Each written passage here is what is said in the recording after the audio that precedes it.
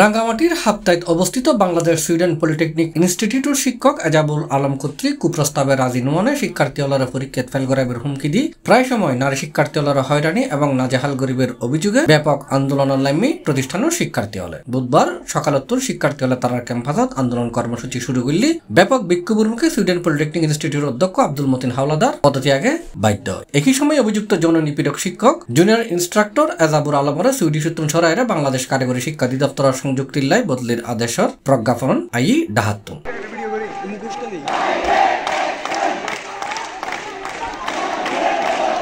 অভিযুক্ত শিক্ষক এজাবুল আলমের বিরুদ্ধে নারী শিক্ষার্থী হলে যৌন হয়রানি সুনির্দিষ্ট অভিযোগ আনিয়ে 2 দিন আগত তার পদত্যাগের দাবিতে বিক্ষোভ প্রদর্শন করিয়ে আন্দোলন শুরু করে। আগস্টের 21 তারিখ বুধবার সকাল 11টায় অভিযুক্ত শিক্ষক এজাবুরুর বদলি এবং পদায়নের প্রজ্ঞাপন নান আই অধ্যক্ষ আব্দুল মতিন হাওলাদার প্রজ্ঞাপন নান লইয়ে বিক্ষোভ সমাবেশত আন্দোলনরত শিক্ষার্থী হলরে আন্দোলন তমাইবের অনুরোধ গুরুত্ব আইলি তার বিরুদ্ধে শিক্ষার্থী হলে পদত্যাগের স্লোগান দিতে থাকে। এক পর্যায়ে অধ্যক্ষর কার্যালয় ঘেরাও করে অবস্থান করতে থাকে শিক্ষার্থী হল। পরে পদত্যাগের ন্যায্যে বাধ্য অধ্যক্ষ আব্দুল মতিন হাওলাদার।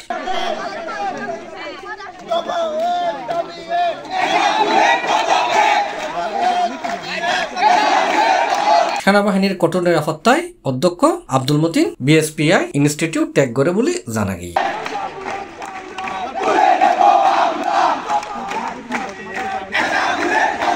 C+ চট্টগ্রাম।